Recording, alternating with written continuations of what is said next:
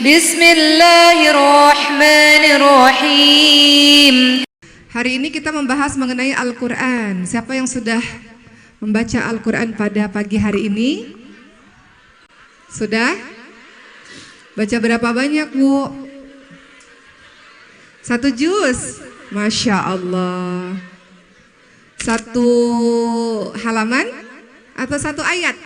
1 ayat baru Yasin udah sadaqallahul adzim ya. Masya Allah. Baik, hari ini izinkan saya membahas mengenai Al-Quran, Ibu-ibu sekalian. Seperti yang kita tahu bahwa Al-Quran adalah mu'jizatnya Rasulullah SAW, yang mana setiap Rasul itu memiliki mu'jizatnya masing-masing. Coba kalau kita lihat Ibu-ibu sekalian, berbagai macam Nabi diberikan oleh Allah Subhanahu Wa Taala mu'jizat yang berbeda-beda. Mu'jizatnya Nabi Ibrahim apa Ibu-ibu semua? Hah? Tongkat.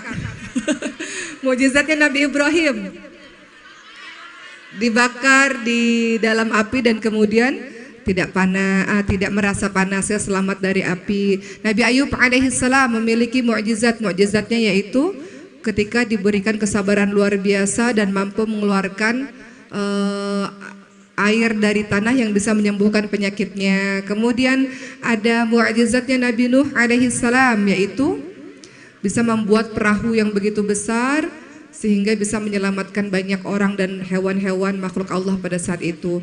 Nah, mukjizatnya Nabi Musa alaihissalam, tongkatnya bisa berubah menjadi ular dan tongkatnya bisa membelah lautan. Kemudian mukjizatnya Nabi Sulaiman alaihissalam bisa berbicara dengan hewan, bisa menundukkan angin, punya bala tentara dari kalangan manusia, jin dan juga hewan. Kemudian mukjizatnya Nabi Muhammad SAW adalah salah satunya Al-Quran. Inilah yang kita akan bahas pada hari ini, bahwa Al-Quran dalam kehidupan kita adalah sesuatu yang tidak akan pernah mungkin kita tinggalkan. Al-Quran sebagai Al-Huda, dia petunjuk, dia juga adalah sebagai Asyifa, dia sebagai obat. Nanti saya mau ceritain tentang keajaiban Al-Quran yang saya rasakan dalam kehidupan sehari-hari. Tapi izinkan saya pada hari ini menceritakan sedikit kenapa Al-Quran disebut sebagai mu'jizat. Ibu-ibu ada yang tahu kenapa Al-Quran disebut sebagai mu'jizatnya Rasulullah? Kenapa dia mu'jizat? Kenapa dia sesuatu yang sangat luar biasa? Ada apa dengan Al-Quran? Ada yang tahu? Apa kehebatan Al-Quran? Ada yang tahu nggak? Kenapa, Bu? Al-Quran kita lihat, karena datangnya Al-Quran, turunnya Al-Quran. Al-Quran ini berhasil pada masa dulu memindahkan pusat peradaban dunia, ibu-ibu sekalian. Jadi dulu pusat peradaban dunia berada di Yunani, Mesopotamia, di Babilonia, di India, Cina. Karena datangnya Al-Quran, turunnya Al-Quran, maka pusat peradaban dunia pada saat itu pindah ke Mekah, Madinah, Basrah, Kufah, Baghdad, Damaskus pada masa itu. Jadi Al-Quran berhasil memindahkan pusat peradaban dunia di masa itu. Kemudian apakah Al-Quran bisa ditiru oleh manusia? Bisa nggak kira-kira? Nggak bisa. Sehebat apapun, sepandai apapun orang, tidak akan pernah mungkin dia bisa membuat atau menciptakan ayat yang semisal dengan Al-Quran.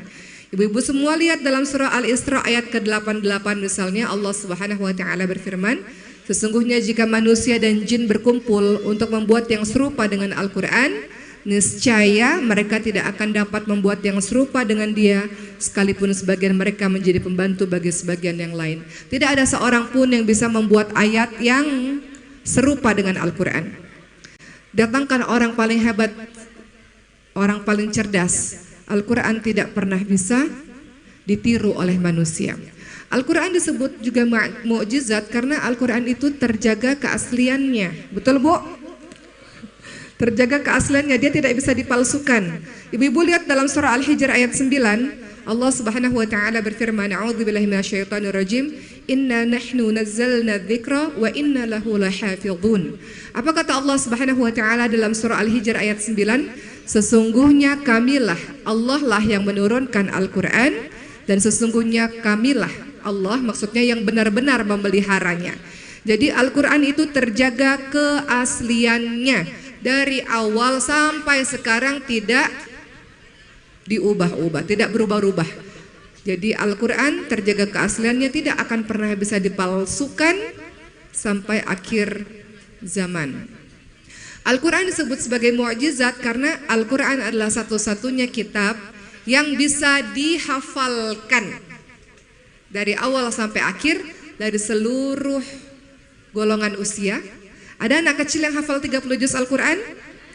Banyak? Ada nenek-nenek yang hafalin Al-Quran? Banyak? Sama persis apa yang ada tertera di dalam Al-Quran dengan hafalannya sama? Ada nggak kira-kira buku kalau ibu baca, ibu hafal detail dari awal sampai akhir? Nggak ada satu buku pun, nggak ada satu kitab pun di dunia ini yang bisa dihafalkan secara sempurna dari awal sampai akhir kecuali Al-Quran. Al-Quran bisa dihafalkan oleh anak-anak, remaja, orang tua, tunanetra, orang tidak bisa melihat, bisa menghafal Quran. Ibu pernah lihat orang nggak bisa melihat, kemudian mereka membaca Al-Quran dengan Quran Braille itu, dan kemudian mereka bisa menghafalkan Quran. Bahkan teman-teman yang tuli dan juga bisu, mereka bisa menghafalkan Quran dengan tangan mereka. Pernah lihat nggak? Masya Allah. Jadi Al-Quran disebut sebagai mukjizat salah satunya karena ia bisa dihafal oleh semuanya. Tidak ada buku atau kitab satupun di dunia ini yang bisa dihafalkan kecuali Al-Quran, Masya Allah.